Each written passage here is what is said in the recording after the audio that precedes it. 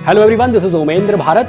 जैसा कि मैंने पहले भी अनाउंस किया था कि जो भी बच्चे आईआईटी या नीट की तैयारी कर रहे हैं वो घर पे रह के तैयारी करें। देश इस समय कोरोना से प्रभावित हो रहा है।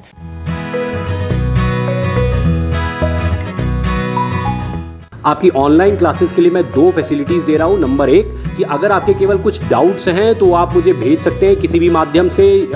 आप मुझे ईमेल कर सकते हैं। मेरा ईमेल आईडी नोट कर लीजिए, fioms.tutorial@gmail.com। इसके अलावा आप अपना डाउट मुझे व्हाट्सएप भी कर सकते हैं। व्हाट्सएप नंबर नोट कर लीजिए 9956978830। ठीक, तो इस किसी भी माध्यम से आप अपना मुझे डाउट भेज सकते हैं जिसे कि मैं सॉल्व करके उसका वीडियो बना के अपने यूट्यूब चैनल फियोम्स के माध्यम से अपलोड कर दूंगा और वो उसका लिंक आपको भेज दूंगा। ठीक, ये डाउट क्लियरिंग क्लासेस जो कि मैं अपने YouTube चैनल फियोम्स पे चला रहा हूँ, ये एकदम ही फ्री है। इसके लिए आपको कुछ भी 1 रुपए भी देने की जरूरत नहीं है। दूसरी चीज़ है, अगर आप कंप्लीट कोर्स ज्वाइन करना चाहते हैं, पूरा फुल ईयर कोर्स ज्वाइन करना चाहते हैं, तो उसकी लाइव क्लासेस हो रही हैं गूगल मीट के माध्यम से। वो भी आप ज्वाइन कर सकते हैं। कैसे ज्वाइन कर सकते हैं वो आगे देखिए।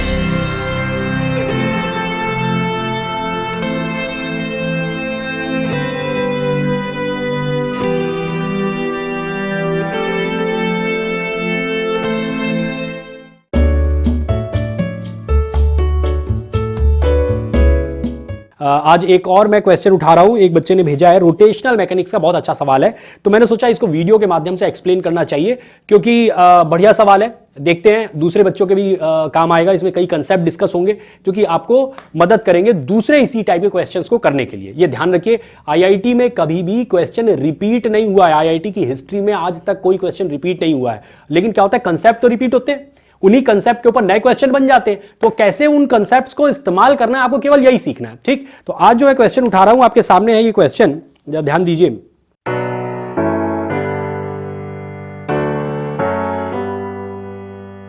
पहले क्वेश्चन देख लेते हैं। एक प्लैंक दिखाई दे रहा है जिसका मास स्मॉल एम है और इसके ऊपर एक सॉलिड स्फीयर रखा गया है। कैपिटल एम मास, रेडियस इसकी कैपिटल आर गिवन है और जो प्लैंक है, प्लैंक के ऊपर कैपिटल एफ का फोर्स आगे की तरफ लगाया जा रहा है। अब इसमें आपसे पूछा यह गया है, नीचे की सरफेस जो है जहां जिसके ऊपर ये प्लैंक रखा हुआ है वो सरफेस स्मूथ है और गिवन है आपको कि जो स्फीयर और जो प्लैंक है इनके बीच में कोएफिशिएंट ऑफ फ्रिक्शन गिवन है। स्टैटिक कोएफिशिएंट गिवन है म्यू एस का और काइनेटिक फ्रिक्शन का कोएफिशिएंट गिवन है म्यू के। करेक्ट, देखिए अलग अलग गिवन है। अब पूछा क्या जा रहा है, find maximum horizontal force capital F such that the solid sphere does not slip over the plank. यानी ये जो प्लैंक है, प्लैंक के ऊपर स्फीयर स्लिप ना करने पाए, हम कितना maximum value of capital F लगा सकते हैं, ये चीज आपसे पूछी गई है, ये आपको निकालना है। करेक्ट। अब ऐसे क्वेश्चन को करने के लिए आपको एक तो ये समझना है कि इसमें रोटेशनल मैकेनिक्स का कौन सा कंसेप्ट इस्तेमाल करेंगे हम लोग। मैं जो इसको सिंपल वे बताता हूं इस टाइप के क्वेश्चन को करने का बच्चों को, कि आप एक काम करिए, दोनों की एफबीडी आप अलग अलग बनाएंगे, यानी फ्री बॉडी डायग्राम दोनों की अलग अलग बनाएंगे।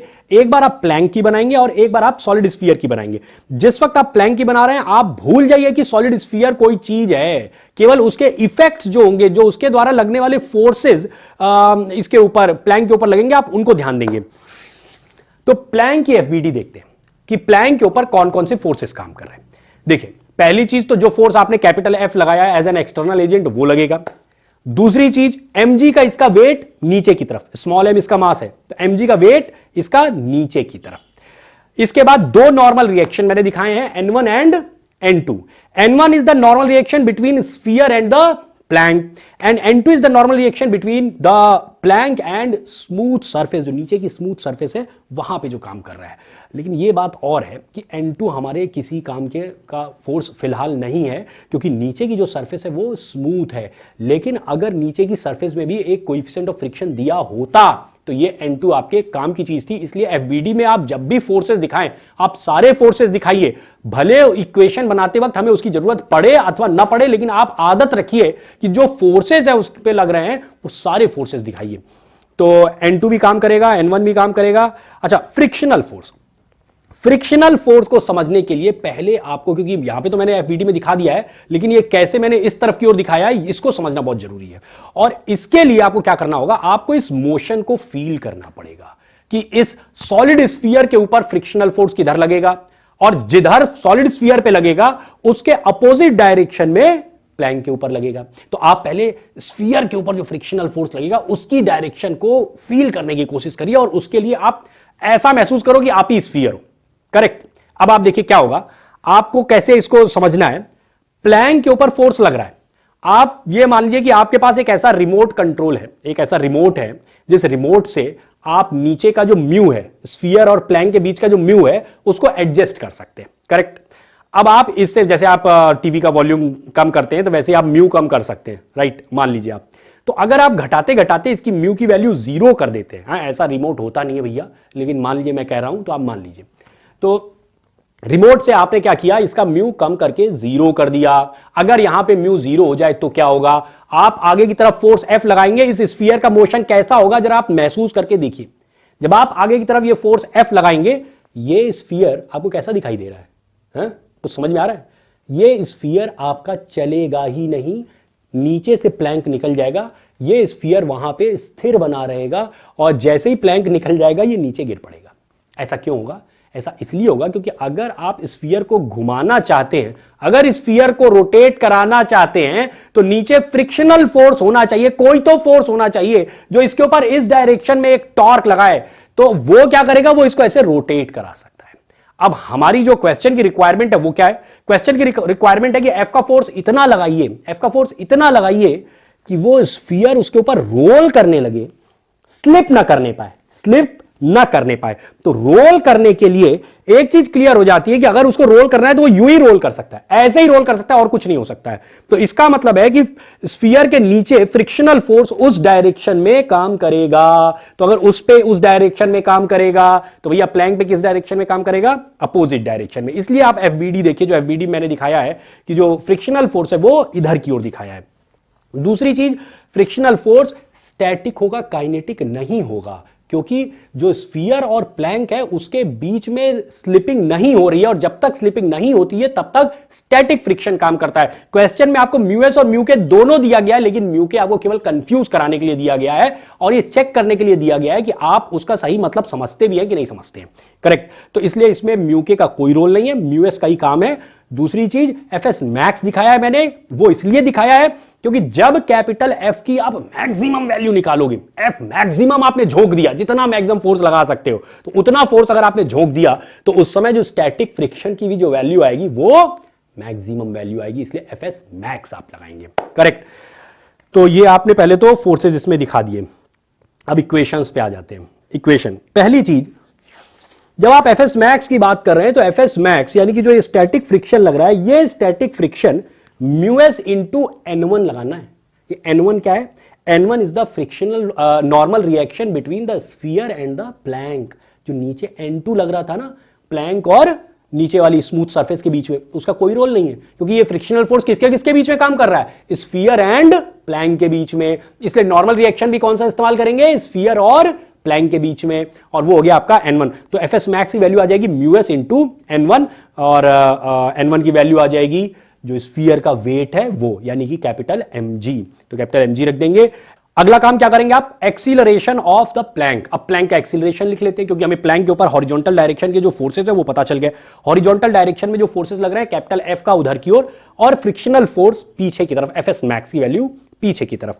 तो दोनों आप हॉरिजॉन्टल इक्वेशन लिख लीजिए, और हॉरिजॉन्टल इक्वेशन लिख के आप जब ए नॉट यानी एक्सीलरेशन ऑफ प्लैंक लिखेंगे, वो आ जाएगा आपका capital F minus FS max and whole divided by small m which is the mass of the plank. ठीक, प्लैंक का हम एक्सीलरेशन लिख रहे हैं ना, तो प्लैंक का मास लेना पड़ेगा, तो स्मॉल m से आप डिवाइड कर देंगे। तो आपके पास ए नॉट, ये पहली इक्वेशन आ गई, equation number 1, a nought is equal to capital F minus mu S mg, capital mg divided by small m। Correct, ये पहली इक्वेशन आ गई।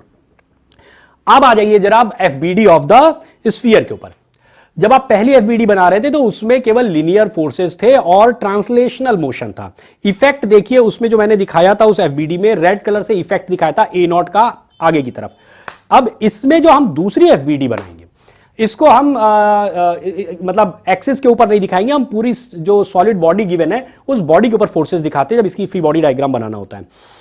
फोर्सेस देखिए, क्योंकि इसमें हमें दिखाना होता है कि कौन सा फोर्स किस जगह लग रहा है, उसी हिसाब से हमें टॉर्क डिसाइड करना होता है। क्योंकि इसमें रोटेशनल मोशन की बात हम कर रहे हैं, तो हमें टॉर्क डिसाइड करने के लिए point of application of the force वो पता होना चाहिए। ठीक, तो देखते हैं इसके ऊपर क्या फोर्सेस काम करेंगे। नॉर्मल रिएक्शन जो कि आपके प्लैंक और स्फीयर के बीच में काम कर रहा है वो N1 का ऊपर की तरफ, इसका अपना वेट कैपिटल mg नीचे की तरफ।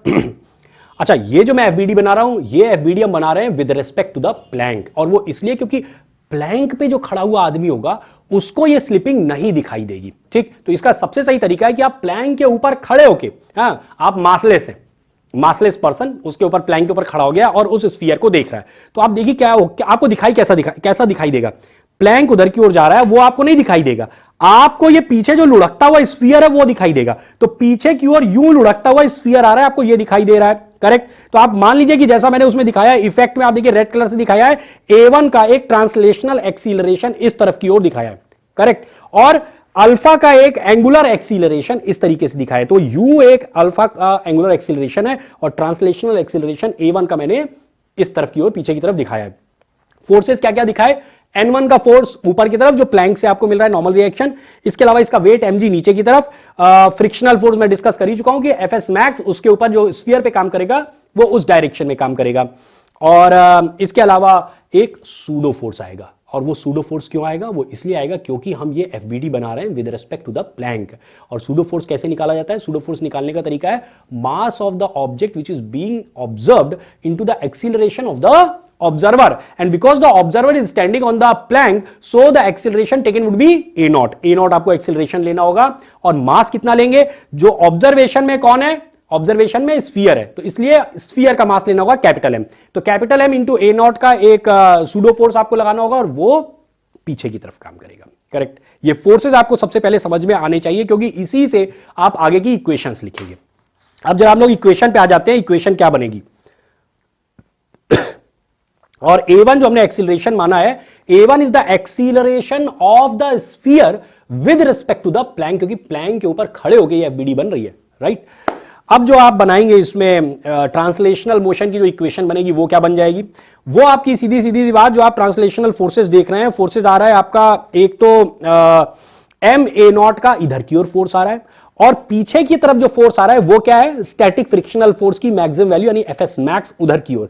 तो MA0 और माइनस Fs मैक्स ये रिजल्टेंट फोर्स हो गया, Fs ये रिजल्टेंट फोर्स आ गया, it is equal to the mass of the object into acceleration which is being observed from the platform, right. तो हो जाएगा आपका MA0 minus Fs max equal to capital M into A1। A1 is the acceleration of the sphere with respect to the plank, right. इसको आप equation को अब Fs max की value उठा के रख दीजिए। Fs मैक्स की वैल्यू हम लोगों ने पहले ही देख लिया था, वो mu S into capital M into g, ये रखिए। सेकेंड इक्वेशन आपके पास आ जाएगी A0 minus mu S into g is equal to A1। Second equation आपके पास आ गई, करेक्ट। अब आपको थर्ड इक्वेशन बनानी, क्योंकि अभी आप दो इक्वेशन बना पाए जबकि अननोन आपके पास तीन है, तीन अननोन है, ध्यान रखिए। A0 एक अननोन है, A1 दूसरा अननोन है, और वो कैपिटल F का फोर्स जो निकालने को कहा गया है वो तो तीसरा अननोन है। तो तीन अननोन है, तो हमें तीसरी इक्वेशन चाहिए। अब तीसरी इक्वेशन के लिए आप क्या करेंगे, तीसरी इक्वेशन के लिए आप इसका अब बनाएंगे, इसकी रोटेशनल मोशन को देखते हुए इसकी इक्वेशन बनाएंगे। अब रोटेशनल मोशन पे आ जाइए, जरा फिर से FBD पे जाइए, जो इसकी हम लोगों ने अभी FBD बनाई थी। FBD में आप देख रहे हैं कि जितने भी फोर्सेस हैं, हम ये जो अब टॉर्क की बात कर रहे हैं, जितने भी फोर्सेस हैं स्फीयर के, देखिए चाहे आप MA0 ले लीजिए, चाहे इसका वेट ले लीजिए, चाहे N1 ले लीजिए, ये जितने फोर्सेस, तीन फोर्सेस, जो फोर्स लाइन है वो उससे सेंटर से पास हो रही है, इसलिए इनके द्वारा लगने वाला टॉर्क जीरो होगा। ये तीनों ही फोर्स, ये इसको कोई रोटेशनल मोशन नहीं प्रोवाइड कर सकते हैं। अगर इसको रोटेट कोई करा सकता है तो वो कौन करा सकता है, केवल Fs मैक्स, जो कि नीचे की तरफ नीचे के पॉइंट पे इधर की ओर लग रहा है। इसलिए तो इसकी जो रोटेशनल मोशन की इक्वेशन बनेगी वो क्या बन जाएगी, tau is equal to I into alpha, और टाउ की वैल्यू क्या हो जाएगी, जो फोर्स आ रहा है Fs मैक्स इंटू जो उसकी डिस्टेंस है यानी कैपिटल R। तो Fs max into capital R is equal to I into alpha. आप वैल्यूज रख देंगे, सारी वैल्यू रखिए। तो इसमें आपको एक और इसमें आई आपको पता होना चाहिए, सॉलिड स्फीयर की बात हो रही है तो इसका मूवमेंट ऑफ इनर्शिया यानी कैपिटल आई क्या होता है, सेंट्रल लाइन के अबाउट 2/5 mr²। वो वैल्यूज रखिए। इक्वेशन आपके पास थर्ड इक्वेशन आ जाएगी, A1 is equal to 5/2 μs into g. 3 equation बन गई आपकी। अब आपको करना सिंपल सा ये है, थर्ड इक्वेशन से A1 की वैल्यू उठाइए, फर्स्ट इक्वेशन से A0 की वैल्यू को उठाइए जो आपने फर्स्ट इक्वेशन निकाली थी, और दोनों को उठा के इक्वेशन नंबर 2 में पुट कर दीजिए। जैसे ही आप पुट करेंगे आपको कैपिटल F की वैल्यू मिल जाएगी, जो कि आंसर मैंने निकाल के यहां पे रखा है, capital F equal to μs into g in the bracket capital M plus 7/2 small m। Right, तो दिस इज द सोल्यूशन। अच्छा सवाल था। अंत में एक बात और कहूंगा कि जो भी आप क्वेश्चन उठाइए, जो भी आप क्वेश्चन मुझे भेज रहे हैं, अच्छी बुक से उठाइए।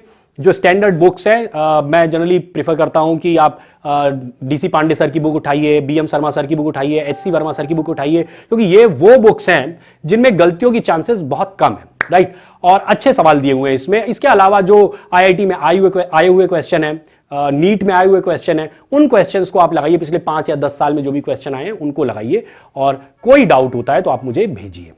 आई होप कि ये जो मैंने डिस्कस किया ये आपको समझ में आया होगा। और केवल ये नहीं है, इसमें कई कंसेप्ट डिस्कस किए, और इस तरीके के जो भी सवाल हैं आपके रोटेशनल मैकेनिक्स के, इस क्वेश्चन को अगर आप समझ लेंगे तो रोटेशनल के और भी जो क्वेश्चन इस टाइप के आपको लगाने होंगे उसमें आपको मदद मिलेगी। Thank you very much.